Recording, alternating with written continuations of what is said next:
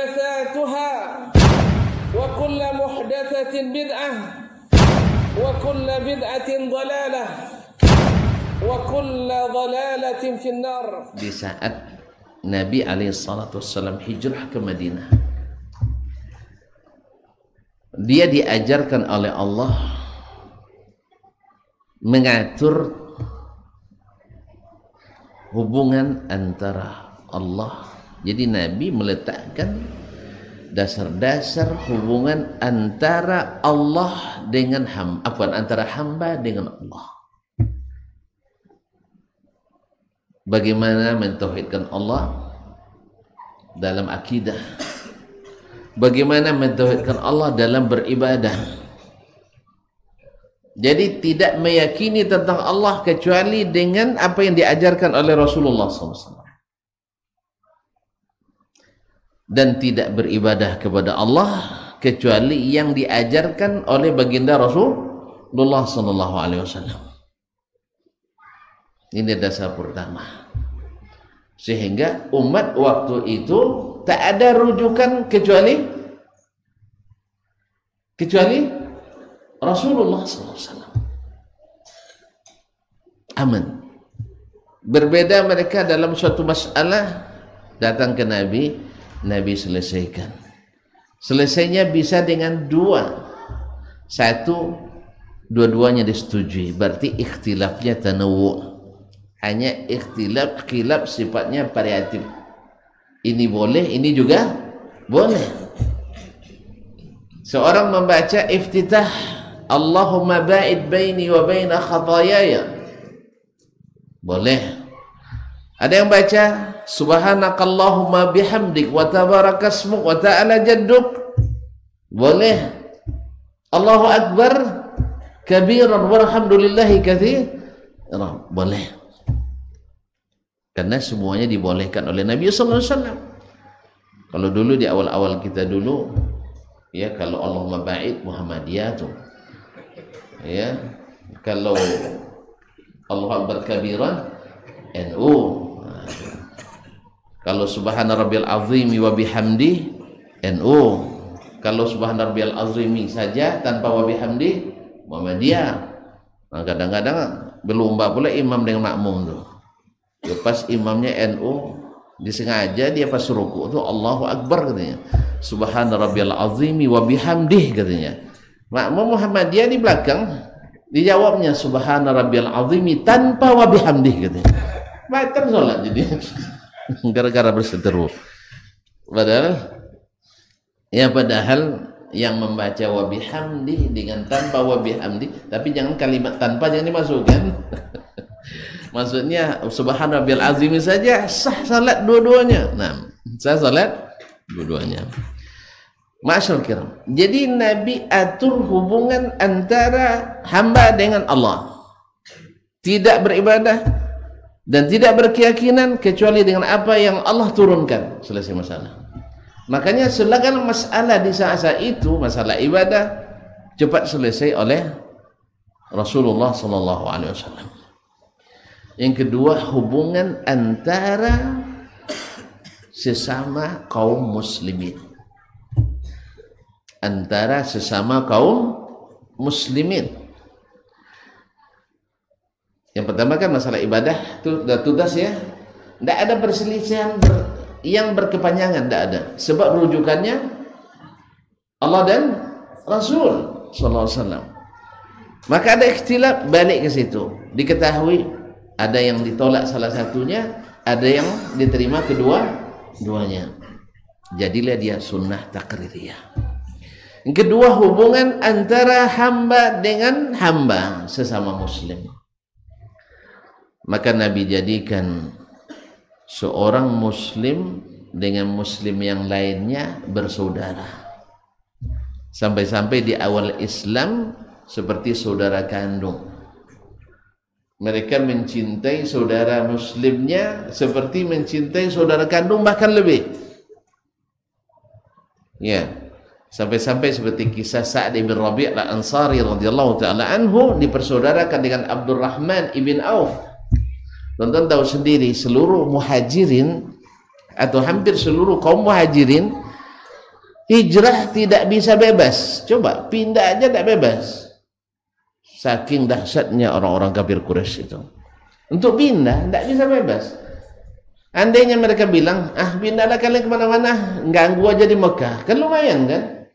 Kita kalau sekarang kalau kita pindah, sorak-sorak kawan sebagian tuh. Ya, alhamdulillah pindah Ustaz Husnul dari sini katanya. Sorak. Itu enggak, yang pindah pun dikejar-kejar, yang hijrah pun dihalang-halangi. Kalau ketemu, bawa barang, sini barang kamu. Pilih, tetap di Mekah, kami siksa. Kan itu kan, tetap di Mekah, kami intimidasi. Atau pergi tanpa bawa apa-apa. Seperti kisah Khabbab Ibn al-Arat, ketika dia hijrah dihadang oleh orang Quraisy, pilih, tinggalkan hartamu, tidak bawa apa-apa kecuali sepasang pakaian di badan, atau tidak usah keluar dari Mekah. Kalau misalnya aman di Mekah, iya tidak apa-apa, ini tidak siap untuk disiksa. Nasallallahu alaihi wasallam. Akhirnya Khabbab memilih, ambillah seluruh harta saya ini.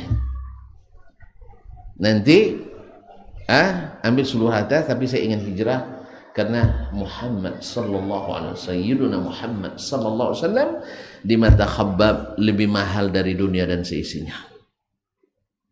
Akhirnya dia hijrah. Sebelum sampai, malaikat dah kabarkan kepada Nabi alaihi salatu wassalam bahwa Khabbab beruntung dalam perdagangannya. Maka ketika dia sampai, kata Nabi SAW, Rabihal bay'u ya Aba Yahya, Rabihal bay'u ya Aba Yahya. Beruntung jual belimu, karena engkau telah membeli agamamu dengan seluruh hartamu. Masya Allah. Seluruhnya sih. Awak sekian persen, Masya Allah. Untung saya tidak hadir tadi, kau tidak kena pengakuan. Na'asyurullah. Berat perjuangan mereka. Nah, jadi sahabat yang muhajirin rata-rata tidak punya apa-apa sampai di Madinah, sampai Nabi persaudarakan. Sebulan dipersaudarakan dari Ansor dengan muhajir dan seterusnya, sampai-sampai hampir mewarisi, bahkan di awal Islam mewarisi mungkin. Nah, Abdurrahman dengan Sa'ad bin Rabi' dipersaudarakan oleh Nabi alaihissalam.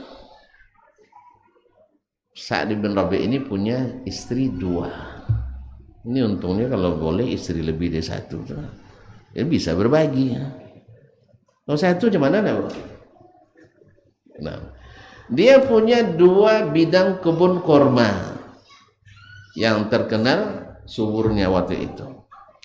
Dia bilang sama saudari Abdurrahman, kau saudaramu, aku saudaramu. Saya punya 2 kebun, juga punya 2 istri. Silahkan kamu lihat di antara kedua istriku, siapa yang kau mau aku ceraikan, nanti sampai iddahnya kamu nikah. Allah. Siapa tidak tertarik sih? Orang Ansor cantik-cantik, tidak tahu antum ya? Makanya maharnya agak mahal dikit dibanding orang Mekah. Tidak tahu juga, besoklah. Nah, kumpul duit dulu. Mahar paling murah berapa tadi? 2 juta. Masyaallah, karam dirahmati Allah. Jadi saya punya 2 istri, silahkan kamu tengok siapa yang kau suka, aku ceraikan, nanti sampai iddahnya kamu nikahi. Kalau kita ditawarin istri tanpa tawaran uang kan berat juga kan? Nah, dia ngerti orang berumah tangga perlu biaya. Nah, saya punya 2 bantaran kurma, silakan kamu pilih mana yang mau. Masya Allah, pas menikah ada pula yang kasih bantuan sawit 2 kapling. Apa risau lagi kan? Apalagi sawit sedang mahal pula. Tapi apa kata Abdurrahman? Barakallahu laka fi ahlika wa malik. Semoga Allah memberkahi harta dan keluarga. Dullali ala suq. Biarkan saya berusaha di pasar, tunjukkan jalan ke pasar. Singkat cerita, tidak lama Abdurrahman, Masya Allah, jadi salah satu konglomerat Madinah.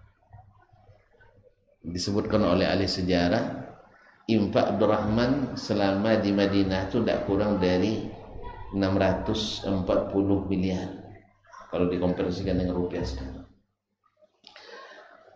Ada yang sudah sampai mendekati Ya tunjuk tangan, biar saya ajukan proposal pula.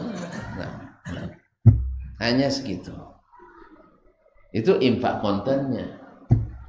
Sedangkan yang dia pinjamkan, ya kata orang ahli sejarah, Az-Zahabi menyebutkan sepertiga ahli Madinah itu pernah berhutang kepadanya. Dari yang sepertiga itu, sepertiga pula pernah diputihkan. Subhanallah. Diputihkan tahu mananya? Lah, musim utara ini tidak bisa melaut dari banget. Jadi utang belum bisa dibayar. Anak nak masuk sekolah pula. Itu si anak yang gadis sudah dilamar orang pula. Jadi mohon maaf belum ada apa-apa. Jadikan aja lah kalau ada duit sedikit jadikan biaya, kan bahkan ditambah nih untuk pernikahan anakmu. Berarti kalau penduduk Madinah 4.500 orang, 1.500 pernah berhutang, 500 pernah diputihkan. Nah ini yang tercipta di kalangan masyarakat Madinah. Orang-orang muslim dengan muslim lainnya bersaudara seperti saudara sendiri. Akha al-mu'akhad. Nah mudah-mudahan ini jangan sampai hilang dari kaum muslimin. Jangan gara-gara berbeda pendapat, mana tahu berujung juga pada pendapatan. Berbeda pendapat, kita tidak bisa lagi saling bersalaman, tidak bisa lagi saling memaafkan. Ini dilarang dalam Islam. Tidak boleh seseorang membelakangi saudaranya lebih dari 3 hari. Ini tidak ada 3 tahun, tidak berbicara. Salam tak dijawab. Dari mana tuh dapat? Ini bibit-bibit sikap gulu dan berlebihan. Nanti akan berujung pada saling menyesatkan dan saling bahkan na'udzubillah saling mengafirkan. Kita syariat ini tidak ada Rasul di samping kita.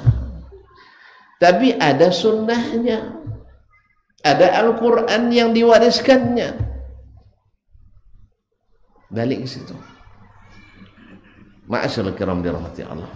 Jadi diatur hubungan antara kita dengan Allah, antara kita sesama kita. Ma'asyarul kiram dirahmati Allah.